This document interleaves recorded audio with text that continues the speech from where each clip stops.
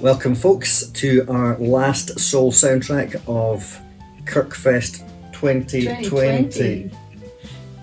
We have Nicola here to have a chat about life and faith and your journey of faith and the music that has inspired you.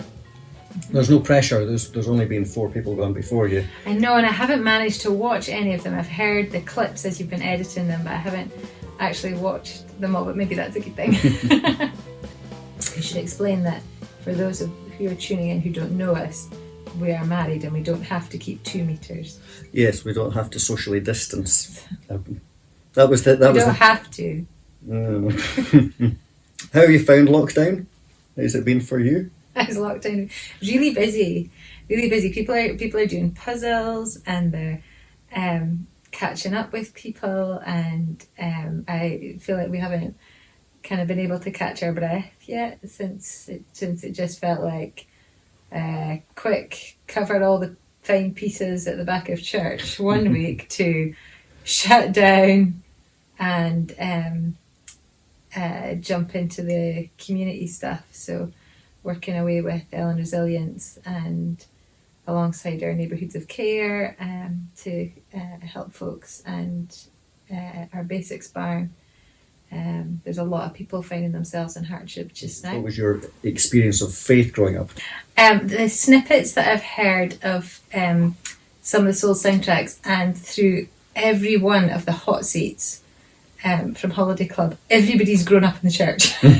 Everybody's like, there's never been a time that I haven't known Jesus, and that's my story too. Definitely, what I find interesting about it is that I've got 3 big brothers, and there's how it works is there's 11 years between me and the eldest one. There's kind of 2 and then a gap, and then me and my next brother up.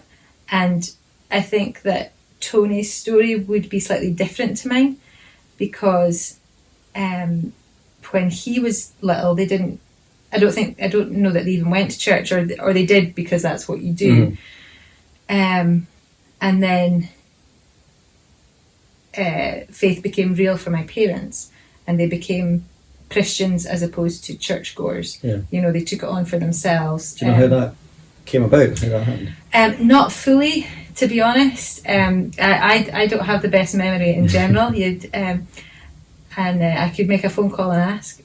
But I think for Mum, it was, I could be wrong about this, but I know that she did a TLS course. I don't know what TLS is. I want to see. I think your mum did some as well. Training for learning and service or something like that. Some kind of Christian course. Anyway. Yeah. But she did some kind of discipleship learning thing. I think there was a wee crew of them did it. Yeah. And I think it was through that they really kind of took it on and became involved. I remember hearing that my dad was asked to be an elder, and he said no. And he was asked because he was a farmer, he was young, he was male, and so therefore you'll do, kind of thing. And so it was. And he would need to be able to visit people. Yeah, exactly. They need to be able to do all that, but there's also a lot of, a host of practical things that you need to do, and then you're taking care of buildings and stuff like that. So, a farmer would be a reasonably helpful man with a van, Stroke tractor. Need stuff shifted, that kind of. But my memory's terrible. I know that I spoke at length with Dad about these things. But what I do know is that it's probably when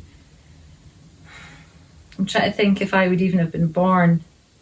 I don't know if I was even born when that became real for them. If I was very little. Yeah. And so for my eldest brother, I think it was a case of all of a sudden we go to church and do these things. Whereas for me, my childhood was we spent more time at church than we did at home. In fact, I remember I used to play underneath the communion table. Now we know where James gets it from. But I used to sit under it because Mum and Dad would take age. It was probably Mum. She was chatty like me and all the rest of it. But you'd be last in, and last out, sort of thing. And so you potter about. And I remember sitting under the communion table, and I remember suddenly being like, ah! And everybody had gone. There was nobody there. It was just me. And I don't know. I was probably away in a dream or whatever. And they didn't notice till they sat down at home. So we lived just not very far from the church at all, just around the corner. So I really, the next farm over. And every Sunday we would sit down and have Sunday lunch. And I would say this grace out of this little book of prayers that I had. And so I would pick a grace and I would say it. And they all sat down for lunch and looked at where I sat and went, the empty chair. Did you know you're home? Did you know you're home? So, because by that point, Tony and Kev were driving, sort of thing. So they didn't, there's 6 of us who didn't all. You took 2 cars, and so they just thought the other one would take me home. And it wasn't until they actually sat down. Right, you're going to say that, weren't you? Yeah. So but I very much grew up with that. That their faith was very real to them, and very something that motivated them, something that they brought me up in, for sure. And I suppose they were already. In some ways, they were already in that community because they sort of went to church and whatnot. And with the boys, they did Boys Brigade and that sort of thing. But I'm not sure which came first. But I know that at that point of like becoming an elder, or that it was that they felt ready and kind of with integrity could sort of take that step, sort of thing. And so I kind of have that. I kind of have that model of people in life. And so when was that point, therefore, that you can remember taking the faith on for yourself? Of the few scant childhood memories I have, this is one I have, yes. It was so I was, very involved in church and all the rest of it. Holiday clubs, summer mission as it was at the time. Summer missions was brilliant. I do have a vague memory, and I've had it confirmed that it's true, of Mum in a bright yellow tracksuit and yellow jelly shoes, and I think I must have had something to match as some kind of giant chicken, which sounds bizarre, but in the realms of holiday club or summer mission, that's completely normal, as part of the drama. And I was the little chick behind her. So I guess kind of dragged up in that, and like she learnt to play the guitar. I think she got my brother to teach her, actually, so that somebody, right, we need somebody to play music, right? I'll learn the guitar and do it, and that's how I started to learn as well. Was we need somebody to do this? Oh well, I'll do that kind of thing. But for taking on faith for myself, very much grew up knowing God, just very much a part of my life, very real. And so in some ways it seems a bit silly to think, was there a point where I became a Christian? Because I always was. It's like saying, was there a time when I became sister to my brothers? Do you know? And it's like, well, when you were born. But the Billy Graham Crusades that were around, there was a satellite link up in 1989. 1989, I think it was. And they did a satellite link up in Bucksburn Church. Yeah, it wasn't Dice, it was Bucksburn Church. And it was New Hills that I grew up in, just for the nosiness of people. So down the hill in Bucksburn. And he spoke this. I didn't know who he was, but this man who was very passionate about things spoke about a choice, and that you needed to make a choice, and you had to decide. And so, nobody'd ever said to me that you needed to decide. It didn't occur to me there was a decision to make. It's like, like I say, I don't decide to be a sister. I don't decide. It was a bit of a strange thing. But he was banging on about this decision that you need to make. And so I said to my mum, so do I need to decide that, like, sort of thing? And she said, well, yes, there's a, we've brought you up like this, but there's a point where you decide if this is for you. I said, oh, well, I'll do that then. And so can I go forward? Because the people they're going forward, Yes. they're getting a pack. Well, you would want the pack. I want the pack. There's free stuff coming out. There could be stickers in there. So I'd go forward for the pack. And I think my next brother, I remember him having a pack. I think he went forward too. So off I trotted down for the pack. But no, I went forward and prayed a prayer of acceptance of faith, I think it was. Just saying sorry to God for the things we've done wrong, and thanking him for this mysterious and awesome thing of dying on the cross for us, and that meant that we can have free access to him, to not have any barriers, and that I wanted that in my life, and that I was choosing that for myself. And it was a transformational experience. So it kind of stuck at that point. It did. Now I think I would have trotted along fine as a Christian, but I remember being prayed for. Yeah. I remember feeling. Now I'm not sure how to describe what the feeling is, but for days I was absolutely buzzing, like was so excited, bouncing about even more than normal. I was a very much loud and enthusiastic child, generally cheery, and was that to the max. Was just absolutely on fire. And I remember Mum saying, "Well," as if it was normal. "Oh well, yes, it's the Holy Spirit." So, okay. It'll wear off. Sure, yeah. You'll settle down in a couple of days, but it's a good thing to have. Yeah, exactly.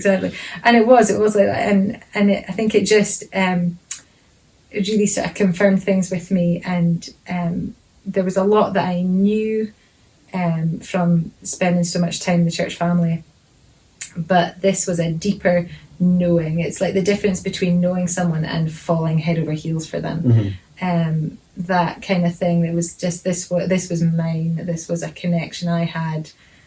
And did you say how old you thought I would have been 9. Yeah. Growing up in the church, parents that had faith and took faith on for themselves, and you then taking faith on and growing up in a family that sounds nurturing, and so faith would then on kind of the surface level of it, or what you would expect is that faith would just kind of go along normally, and life would go along normally, and that would be all great.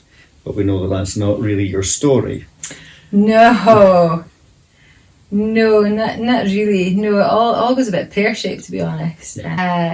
Like I say, my memory is kind of scant at best a lot of the time, but how it roughly speaking goes is that Mum got very ill with leukemia, and she went through the whole bone marrow transplant thing. One of my fondest memories is she had to go to Glasgow to be treated there. That wasn't the fond bit. And she was in what they called a bubble unit, and so you couldn't, a bit like lockdown, you couldn't touch, you couldn't hug, you couldn't. And there was in the bubble bit, so she would be on one side and we were on the other. There was a little hole, with a sort of flap where cables came through. I don't know if that's medication cables or power cables, whatever. But she'd figured this out, and so she used to put her finger up through the hole, so that you could connect. But yeah, she went through all of that, and of course the church prayed. Of course the church rallied. Of course, everything that you'd expect in that way. But she passed away. It didn't take, and I remember when she came. The bone marrow transplants and things didn't. It didn't. I don't know too much about it, but it didn't work. And I remember coming home from school, and she was home. I think Paul and I came home from school, and you kind of knew, but it was just so exciting, you know. But my family is very practical, so I feel like she had a checklist. I learned to make porridge in the microwave through an intercom on the phone. We had this before people had them. Really, we had the cordless phone, and it was really so that Dad could be out the tractor and we could buzz him, which is ever so helpful. But so she would have one and I'd have the other, and she taught me how to make porridge and to know what drawer the lady things in the house were in and things like this, and the birds and the bees, and did I know all about that? And I now think, as an adult, you know, it's quite strange conversations. But you would, wouldn't you? You would think, I need to impart all of this knowledge at once on this girl. So I don't know what I actually talked to the boys about. But that's another soul soundtrack. Yeah, that's their story, that's not mine. So she... so I was 11, 91. That she passed away, and so I was in primary 7. Yeah, I remember at our funeral, the minister, Norrie McIver, who's a good family friend by that point, and he had a post-it note of hers that had our funeral hymns that she'd chosen on it. And it had a little picture of Garfield with his hands like this saying, "Why me?" instead of "Why me?" And she had written in the same kind of font, she had written next to it, "Why not?" And I've always remembered that and kind of taken that on board, because so many people have said to me over the years, "Are you not angry?" And you know, I mean, they were Christians and they did all this stuff for God, and they did all this stuff for the church, and they did all this stuff, you know, for him and things. And so why would this happen? And it's a really strange question, because it's like saying, because it should have happened to so-and-so down the street I don't like instead, do you know? And so from quite an early age, I talked with Dad about the world is broken, and people are broken, and so this happens, and that doesn't make it okay. It doesn't make it easy, and being a Christian doesn't mean that everything's going to be rosy. And it's somebody talked about that in the hot seats. That Mary talked about that in the hot seats activity at Holiday Club this week. But it does give you a strength to cope with it when it comes. It gives you having a relationship with God, gives you a rock to stand on. So before you were phoned, you were talking about a post-it note. Yeah, we were talking about just because you're a Christian doesn't mean that rubbish stuff's not going to happen. The world is still broken, and in a process of healing, a process of redemption. Is that what I don't know? You can spraff whatever words you want at it. The bottom line is you can't look around and not think the place is a bit broken. Yeah. As are we. And so they expect that troubles are going to come, and they do. And if you think that God is a genie that's going to make everything okay, then you will be let down and bitterly disappointed, because that's certainly not the God I know. But if you expect God to hold your hand and to give you experiences of His Spirit, to give you confidence that He's there, and that that it is going to be okay. Yeah. Which is a very articulate way of explaining how you've come to terms with all of that kind of stuff as an 11-year-old. Why didn't it just all collapse at that point? That's an interesting one. I kind of pretended that it did, but only to myself. I didn't want to bother anyone with it. So the church family very much rallied. Some might say a little too much and too enthusiastically in some cases. But, you know, while Mum was poorly, I lived with family friends for pretty much a year. And not until I was older did I realise that. And I kind of said to her one day, I was like, did I live with you? She was like, yeah, for about a year. Okay. Very dear friends of ours. So I was kind of loved through it. Yeah. Sort of thing. Our faith community, our church community is very important in that. We're also kind of viciously independent, so it swings both ways of how you let people in or not. But I remember thinking that I should doubt. I remember thinking that Mum has passed away, those prayers weren't answered. I mean, I remember the day that my prayer changed from bring her healing to bring her peace, you know. Which I now think about that and go, actually, that's a pretty big thing for an 11-year-old to take on. But I was also kind of on the fringes of some youth work, and it's a very teenage thing to question and to doubt and all this kind of stuff. And I thought it was a bit of a waste of time, to be honest. But I didn't want any more attention than what we already had. And so I had my own little crisis of faith just to myself. And I didn't have anyone to talk to about it because I didn't, like I say, I didn't want to bother anyone with it. So I just spoke to God about it.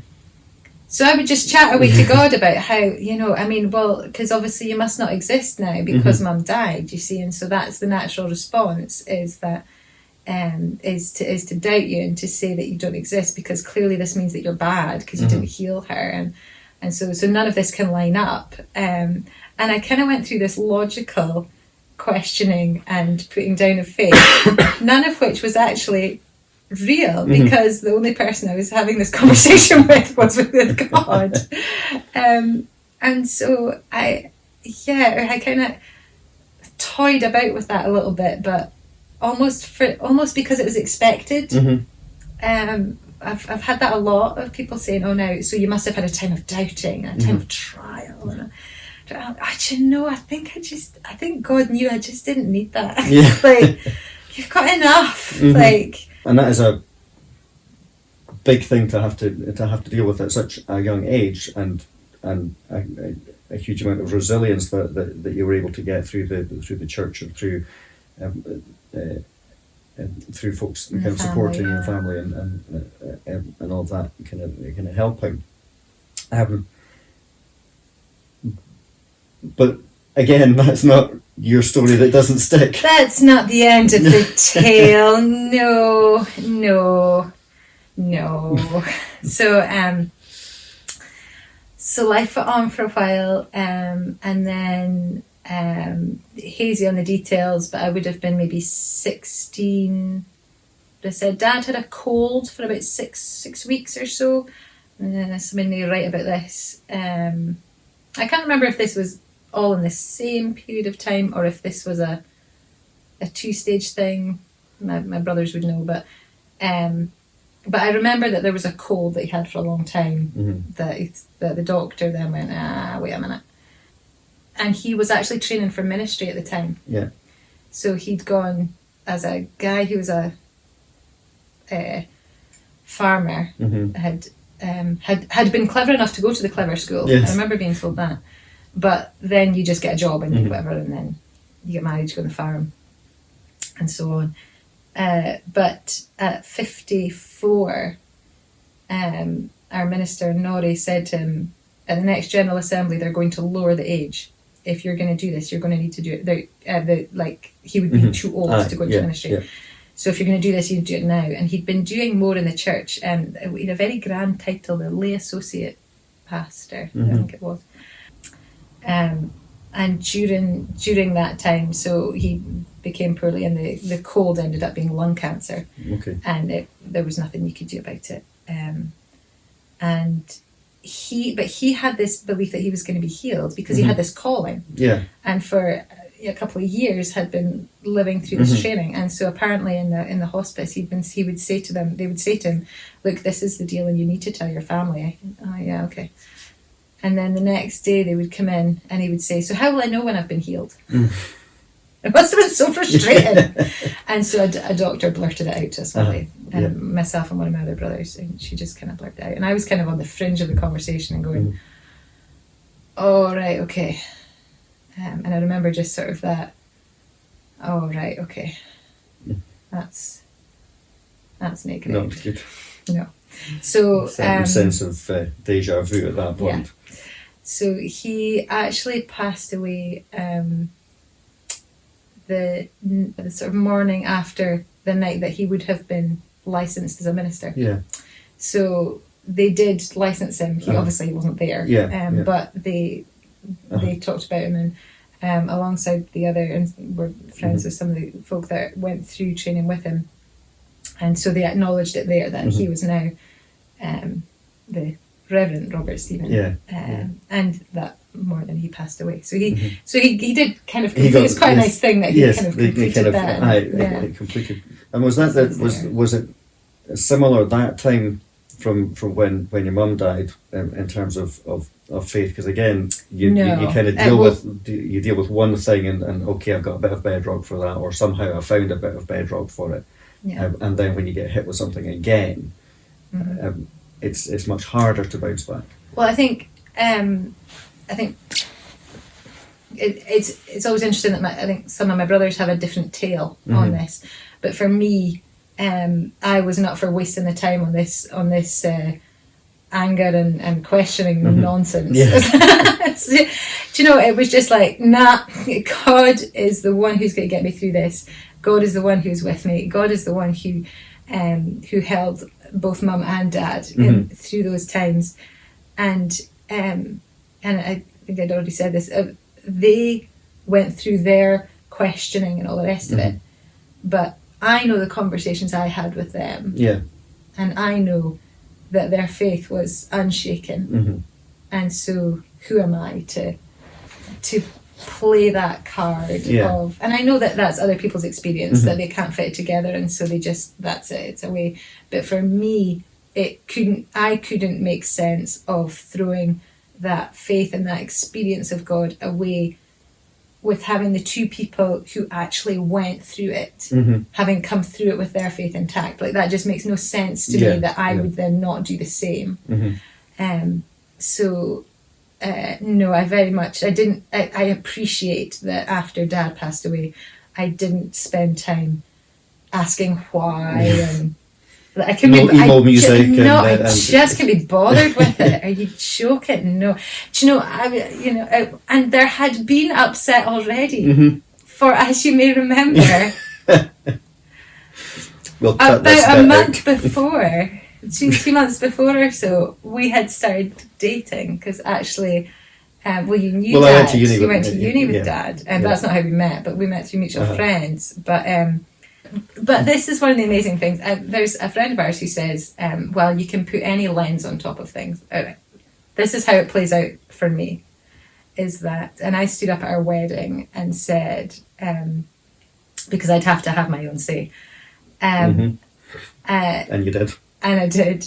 But it has been a wonderful thing to be able to tell people like my aunties that that you met Dad and that he approved of you. And that is a very special thing for me, and I know that for some of my aunties that was a very special thing, to be able to say that Dad met and approved of you, and no other man in the world can say that. No. So that neatly segues into the first song that you've chosen for this evening's Soul Soundtrack. It's I Am by the American Christian singer called Nicola Norderman. Can you tell us a little bit about why that song's special, why that means something to you?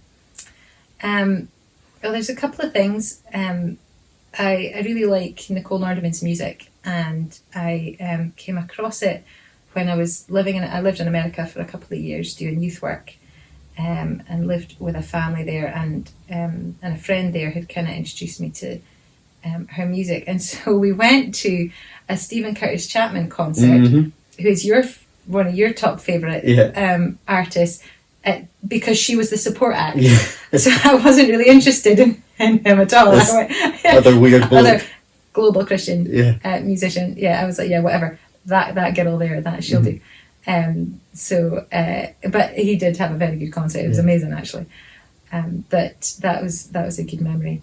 But this song, I Am, very much goes through from birth to eternity, of God being there, and being able to say at each point, to be able to call him by name. And when we first hear of God's name in the Bible, it's Moses saying, well, who will I say has told me to do these things that you're asking me to do? And he says, the name he uses is I Am. And so this song is called I Am, and it's all about when I was little and fell off my bike. I called you to be my superhero and my best friend, and you said I am. And when I was 16, or well, for us it was 17, and life was so mean and my heart was broken again, I said I would never love again, and you said I am, you know. And it goes on then into her wedding and having kids, and finally to eternity. And so it's a really special song. It's also has memories with my host family mum, the family I lived with in Seattle. She really loved this song, and if I remember rightly, we had it at her funeral, because not enough sad things have happened to me. Not to me, but around me. We'll put a kind of tissue warning up before we start.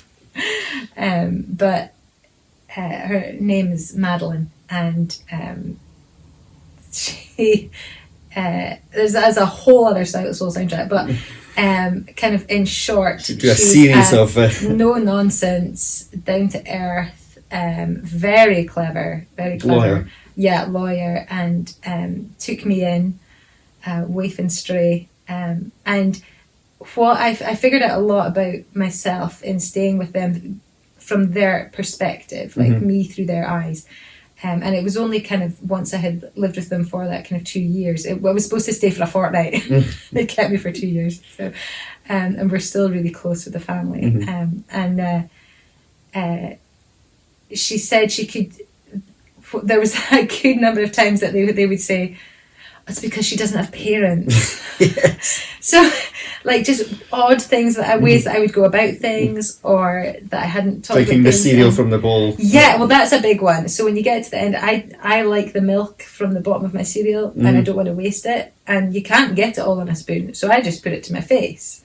And she gave me a row. No in Madeline's house. Major no. And I still every morning when I do it, I still go, oh, Madeline's shaking her head at me like, she wouldn't let her kids do it, so I certainly wasn't to do it. So of course I just turned round and did it. But she said they didn't know any of my story when I went there, so it took a while for all of that to come out. And it was kind of she's only talked about brothers, like, what's the deal? So eventually she sat me down and was like, you're just going to need to lay it out, right? What is your deal? How does this all work together? So we talked it all through and stuff. And so they would tell stories of what it was like to live with me, and they would be like, when did she do this? How did she do that? And it would all come back to, it's because she doesn't have parents. So there's these gaps of knowledge of things. You know, Mum did her best in that that wee time that she had to impart all that knowledge. But there's definitely been things where mums have come into my life.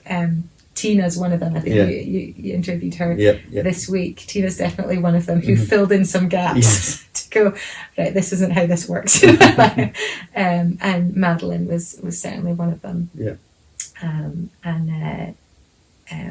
Just other family friends, Jane and Mary as well. We've good family friends who've just been mums to various Stephens over the years to fill in the gaps. So this was a precious one for Madeline, and we sang it with her memorial as well.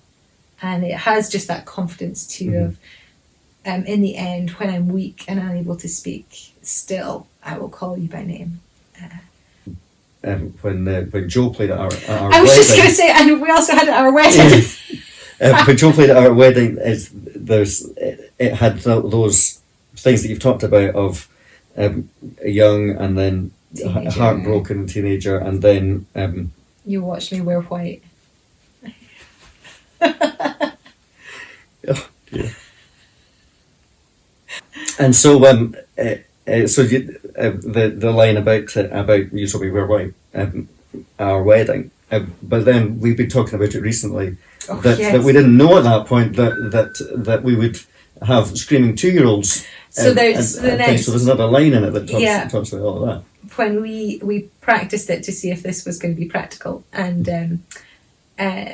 so I was singing along with the track of Nicola Nordman, and I'd kind of forgotten the verse that talks about 2 kids in a dream with kids that can scream, and I found myself in the music room belting this out.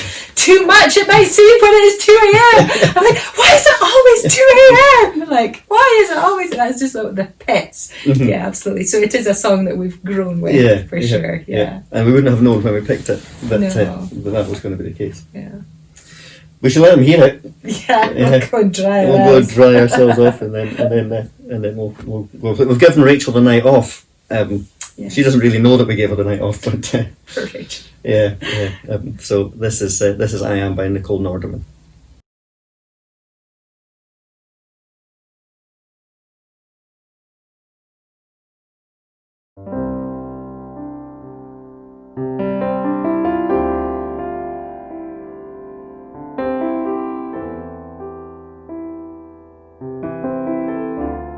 Pencil marks on a wall. I wasn't always this tall. You scattered some monsters from beneath my bed. You watched my team win. You watched my team lose. You watched as my bicycle went down again. When I was weak, unable to speak, still I could call you by name. And I said, elbow healer, superhero, come if you can. And you said I am.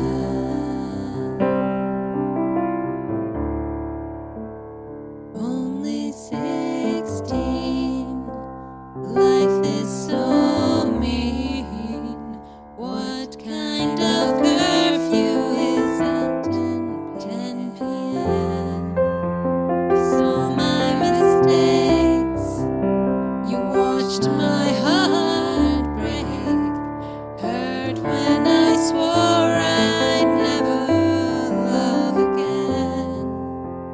When I was weak, unable to speak, still I could call you by name. And I said, heartache healer, secret keeper, be my best friend. And you said I am.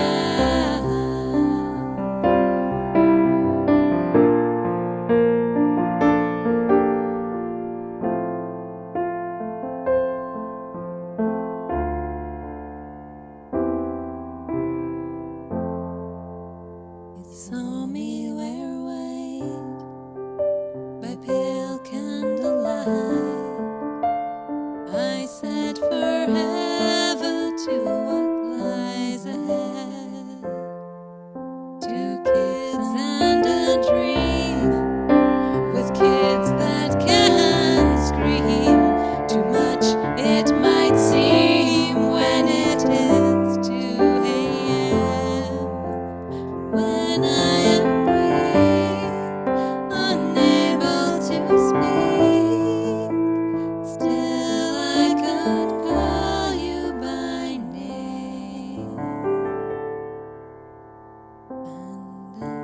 shepherd, savior, pasture maker, hold on to my hand, and you said I am.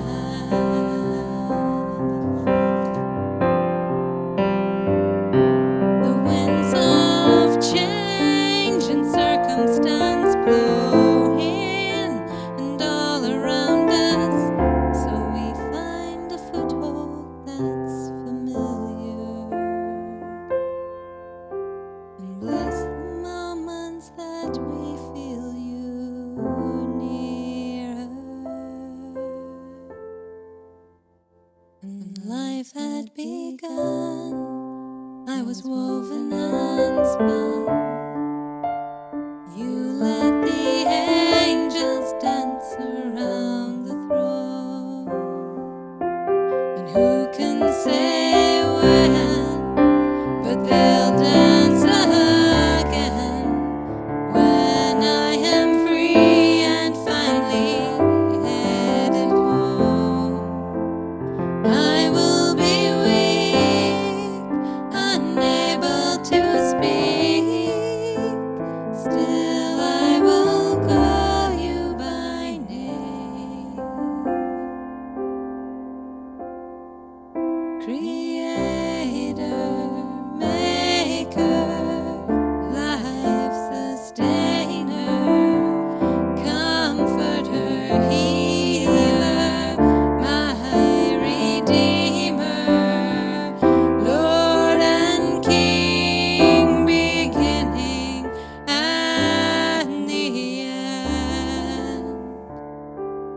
I am, yes I am.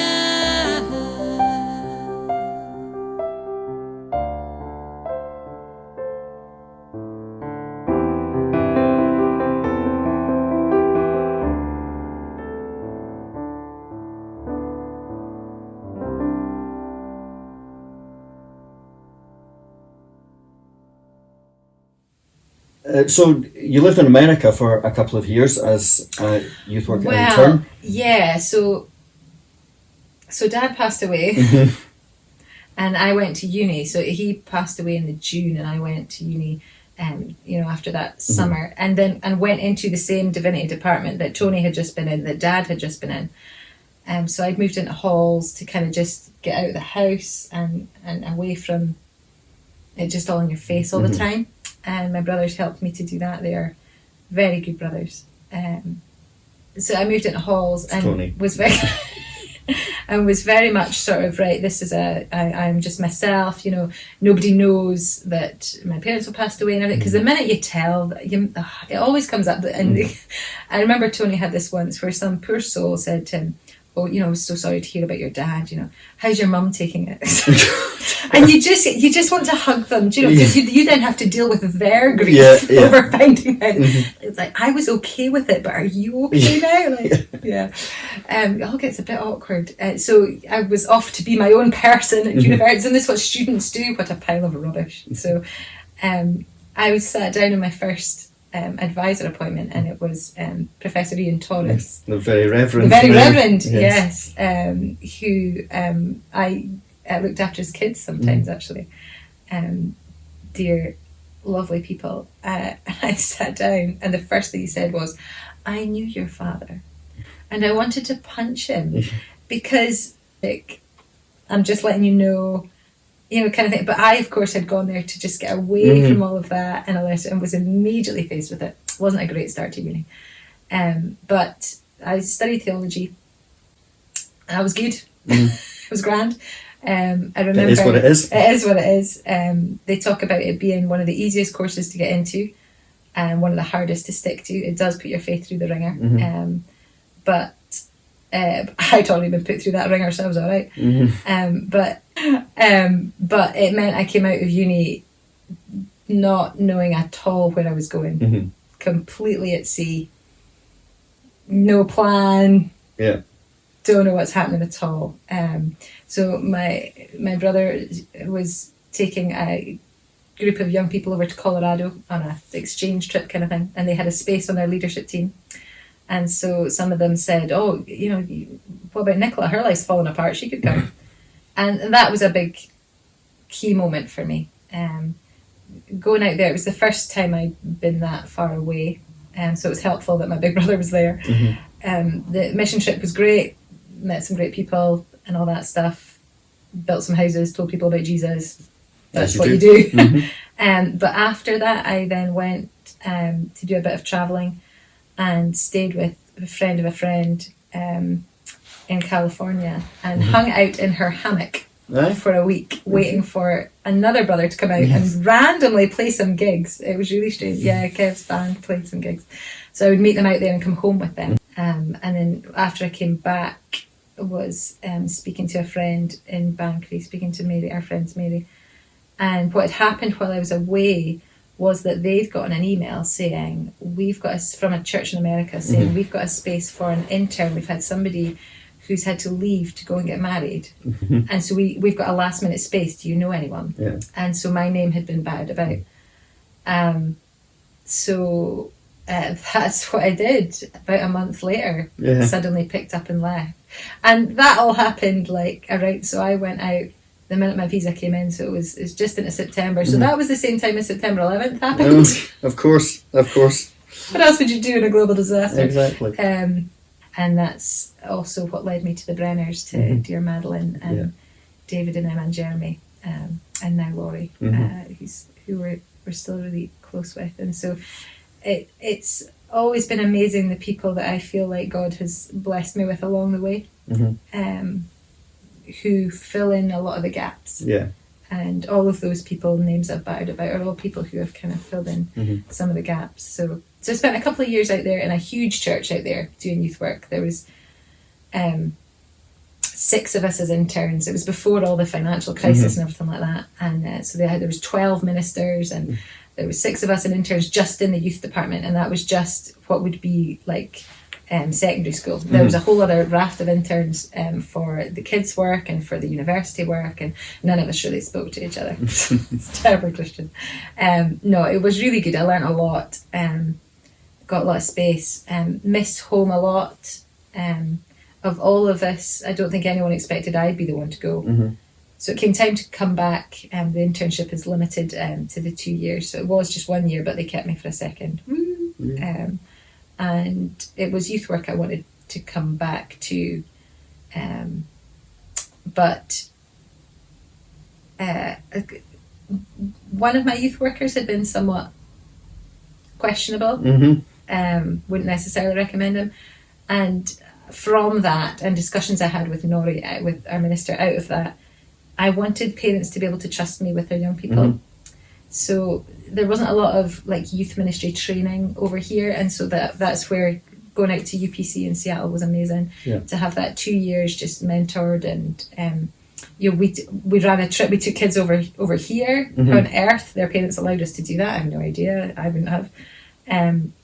We took them over to Scotland. We took them to Mexico to build houses. We took them up to Canada. We took them, goodness sake, the things that we did, houseboating trips, and it was an amazing learning experience to do all of that. So when I came back, I wanted to top up the learning as well. So I emailed the divinity department and said, what you got going on? So I emailed the divinity department and they said, we've got a space on our top masters. Mission and ministry, that sounds like it'll suit you. Yeah, come on down. So once they realised I wasn't a foreign student, I didn't have to pay all that money. That's what then led me back to Aberdeen. And then there were no jobs in Aberdeen, none that would take me. But one randomly, I applied for this wee church in Musselburgh to be their youth worker. I didn't want to move there or be their youth worker. I just wanted to fill in the form. I wanted experience of filling in the form and of the application process, because I felt like I must not be very good at it because I wasn't getting the jobs. They all wanted people with more experience. So the minister got back in touch with the rector, got back in touch with me, and I was a bit surprised. I was like, oh right, yeah, I did email that off, didn't I? And I was really honest and said, I don't actually want your job. I was just practicing filling in the form. And he said, oh, well, come down and speak to us anyway. And I said, well, no. But the more we chatted, I was like, well, you're doing some really interesting stuff. They were looking at retail chaplaincy, and they were looking at youth work, and they were looking at the community involvement and stuff. And it was all sorts of things that I'd been studying, looking at mission and ministry and how that works. And so I thought, oh, well, we'll come in. That sounds interesting. And it turned out very much to be a job interview, which I was not prepared for. But I thought, well, I don't want your stinking job, was very much my attitude. You've put me in this awkward situation. I didn't want this. I walked into the room. There was 12 people, all who had my CV on their knees, including 2 teenagers. And so I just talked very honestly and told them the things I didn't like about what I'd seen, because I had nothing to lose. And then something just changed. I actually went to the toilet to go out a window. That was my plan, was there's got to be a window, and was shown to an upstairs toilet. That's not going to work. So went through the interview, and about halfway through I suddenly found myself fighting for myself, and had a realisation. I'm not sure. So you didn't go out the window? I did not go out the toilet window, no, but what a great story that would have been. No, I didn't. I suddenly found myself fighting for the job, and I was like, what on earth is happening? But just roll with it.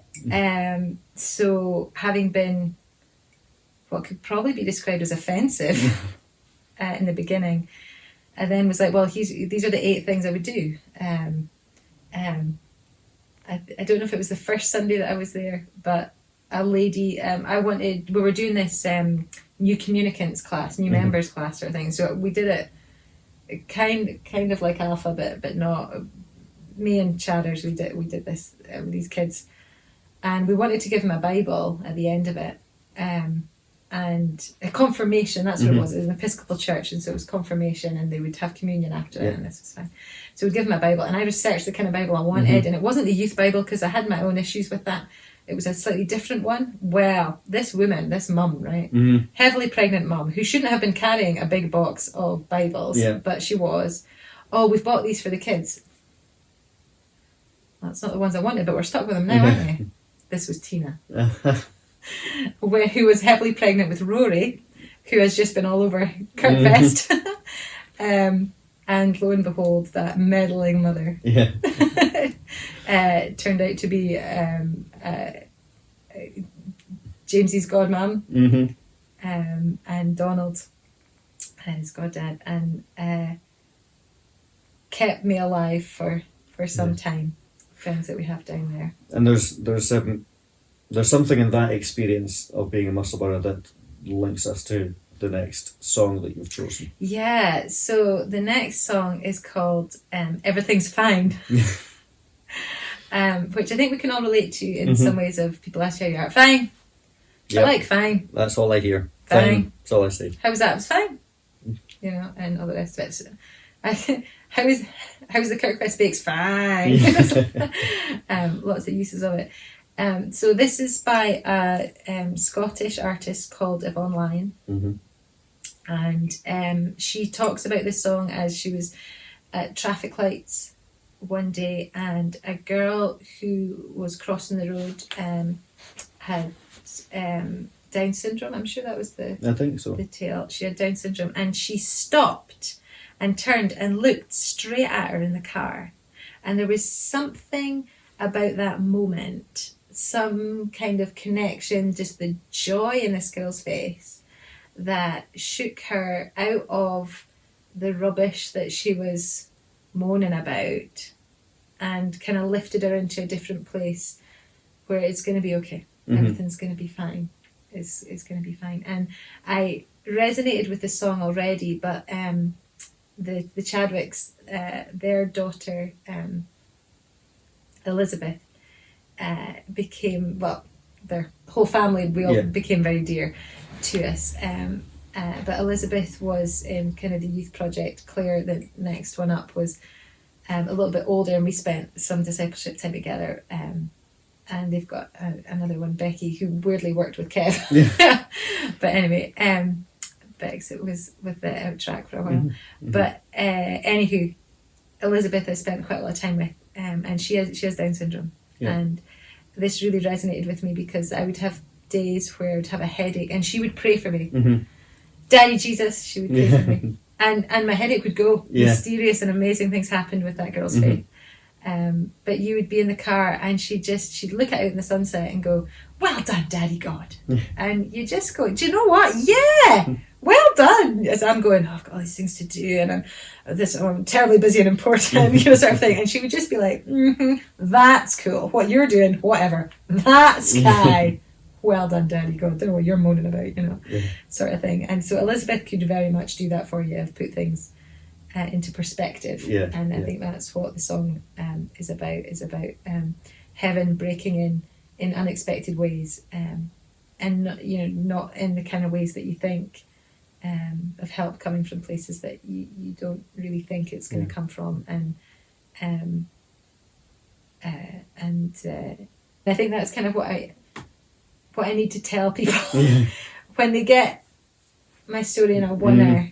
And the potted highlights as it's been, I kind of need to tell you it's okay, I'm fine, honestly, and you will be too. And so we're going to play Everything's Fine for you to have a listen to just now.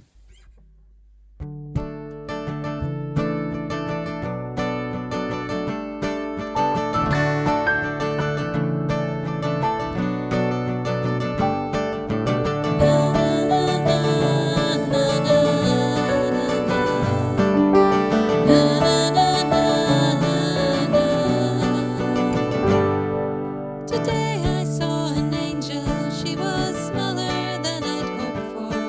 Would have recognized her sooner had there been a shining light, or white wings and a halo like you see in all the movies.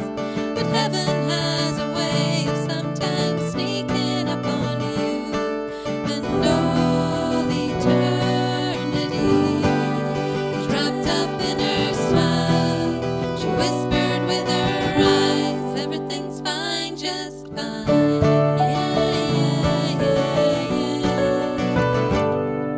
The lights had turned to red and I was safe in my defenses. Didn't see her kindness coming for the nonsense in my head. A devastating moment in a language far from spoken.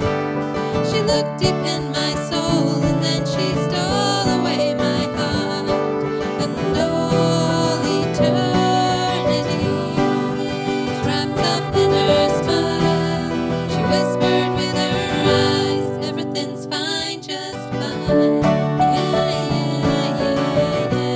Everything's fine, just fine.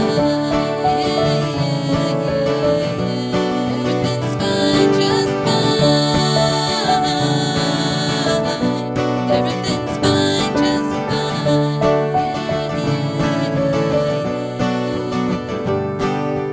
Happy is the heart that finds a way to overcome.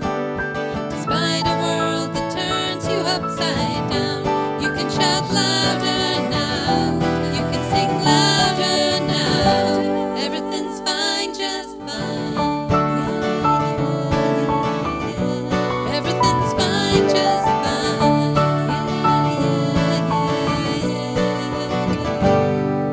Today I saw an angel. She was smaller than I'd hoped for. I would have recognized her sooner had there been a shining light, or white wings and a halo like you see in all the movies.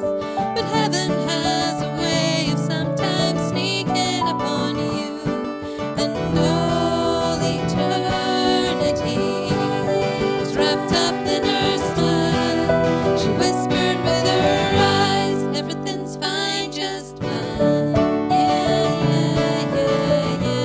Everything's fine,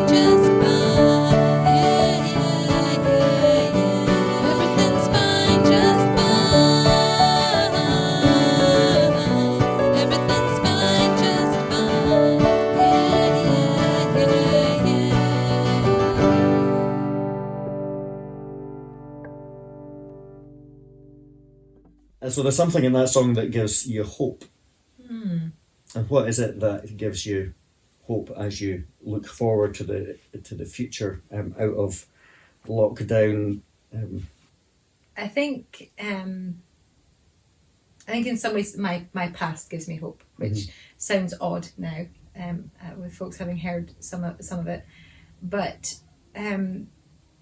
to come through all of that, I always know that there is another adventure ahead. I try to hold things quite lightly because I know it can be taken at any time. I think things have changed dramatically at different points, and so I've always got a hope that there is kind of adventure to come, and that there is whatever I'm in this moment is not the forever moment. The things do change and they do move, and so for lockdown just now, it has its benefits, it has its definite drawbacks, but I kind of live in a notion that something will shake that up anyway. There's enough biblically for me to hope that there is a something of us in each other that we can recognise. You know, looking at, we did the Shiny Jesus recently with Twinkle Stars and Star Squad of Jesus on the mountain, and he meets with Moses and Elijah, and they were definitely Moses and Elijah. You know, Jesus came back from the dead, he was definitely Jesus. And I in my teenage years decided on this kind of thing of, I think there is a sort of in some way we will know each other, and I look forward kind of to that. And thank you for sharing your life, your stories, the stuff that you've gone through. Thanks for the opportunity. Roll credits.